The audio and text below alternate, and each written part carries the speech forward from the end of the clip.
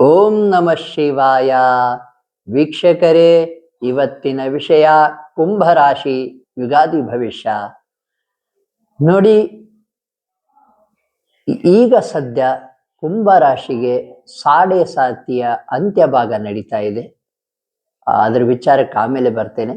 ಗುರುಬಲ ಇದೆಯಾ ಅಂತ ಕೇಳಿದ್ರೆ ಹೌದು, ಈಗ ಸದ್ಯ ಕುಂಭರಾಶಿಗೆ ಗುರುಬಲ ಇದೆ. ಆದರೂ ಅಷ್ಟೊಂದು ಒಳಿತಾಗಲಿಕ್ಕೆ ಸಾಧ್ಯವಿಲ್ಲ. ಕಾರಣ ಏನೇನಪ್ಪ ಅಂದ್ರೆ, 5ನೇ ಮನೇಲಿ ಗುರು ಇದ್ದಾನೆ, ಸ್ವಲ್ಪ ಲಾಭಗಳಾಗ್ಬೋದು, ಮಕ್ಕಳಿಗೆ ಒಳ್ಳೇದಾಗ್ತದೆ. ಈ ರೀತಿ ಮಕ್ಕಳಿಗೆ ಗ್ಯಾರಂಟಿ ಒಳ್ಳೇದಾಗ್ತಾ ಇರುತ್ತೆ, ನೋಡ್ಕೊಳ್ಳಿ ನೀವು. ಇದು ಎಲ್ಲಿವರೆಗಪ್ಪ ಅಂದ್ರೆ ಜೂನ್ 5ನೇ ತಾರೀಕು ತನಕ ಗುರು 5ನೇ ಮನೇಲಿ ಇರ್ತಾನೆ. ಜೂನ್ 4 ಅಥವಾ 5ನೇ ತಾರೀಕು ನಂತರ ಗುರು 6ನೇ ಮನೆ ಅಂದ್ರೆ ಕಟಕ ರಾಶಿಗೆ ಹೋಗ್ಬಿಡ್ತಾನೆ, ಕುಂಭ ರಾಶಿಯವರಿಗೆ. ನೋಡಿ, ತುಂಬಾ ಇಂಪಾರ್ಟೆಂಟ್ ವಿಷಯ ತಿಳಿಸ್ತೇನೆ ನಿಮಗೆ. ಟೈಮ್ ಚೆನ್ನಾಗಿಲ್ಲ, ಟೈಮ್ ಚೆನ್ನಾಗಿಲ್ಲ. ಸಾಡೆ ಸಾತಿ ನಡೀತಾ ಇದೆ. ಸ್ವಲ್ಪ ಶನಿದೇವರು ಒಂದಿಷ್ಟು ರಿಲ್ಯಾಕ್ಸ್ ಕೊಡ್ತಾ ಇದ್ದಾನೆ ನಿಮಗೆ.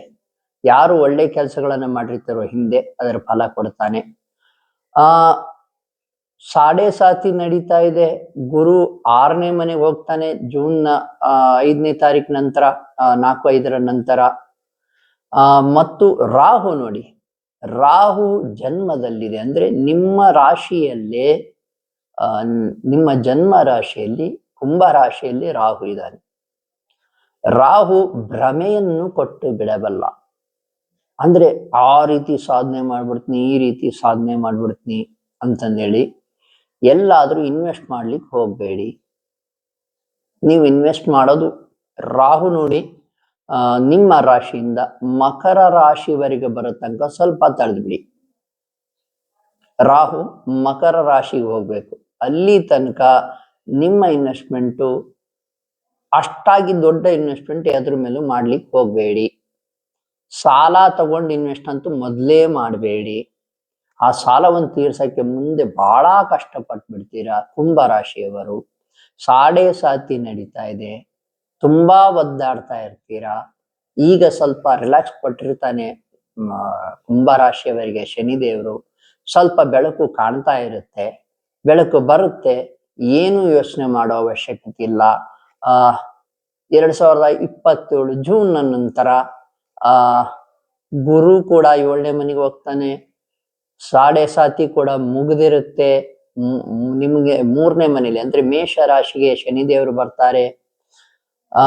ರಾಹು ಕೂಡ ಮಕರ ರಾಶಿಯಲ್ಲಿ ಇರ್ತಾನೆ. ತುಂಬಾ ಒಳ್ಳೆ ಸಮಯ ಬರುತ್ತೆ.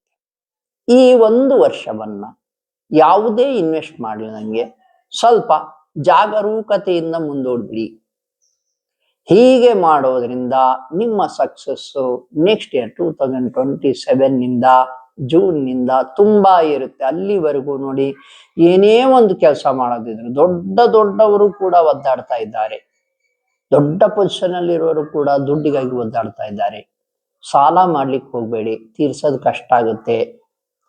ದೊಡ್ಡ ಇನ್ವೆಸ್ಟ್ಮೆಂಟ್ ಮಾಡ್ಲಿಕ್ಕೆ ಹೋಗ್ಬೇಡಿ. ಭ್ರಮೆ ಕೊಡ್ತಾನೆ ರಾಹು. ಮತ್ತೆ ಹೇಳ್ತೀನಿ, ಭ್ರಮೆಯಲ್ಲಿ ಏನೋ ಮಾಡ್ಬಿಡ್ಬೋದು, ಅಷ್ಟು ಬಂದ್ಬಿಡುತ್ತೆ, ಇಷ್ಟು ಬಂದ್ಬಿಡುತ್ತೆ ಅನ್ನೋ ಭ್ರಮೆ ಬಂದ್ಬಿಡುತ್ತೆ, ನಾವು ಸಾಧನೆ ಮಾಡ್ಬಿಡ್ತೀವಿ ಅಂತ. ಈಗ ಸದ್ಯ ಬೇಡ.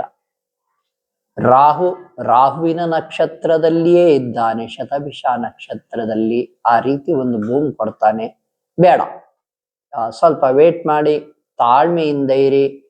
ಶನಿದೇವ್ರ ಯಾವಾಗಲೂ ತಾಳ್ಮೆಯನ್ನು ಕೇಳ್ತಾನೆ, ಯಾಕಂದ್ರೆ ಅದು ತುಂಬಾ ನಿಧಾನವಾಗಿ ಚಲಿಸ್ತಾ ಇರ್ತಾನೆ.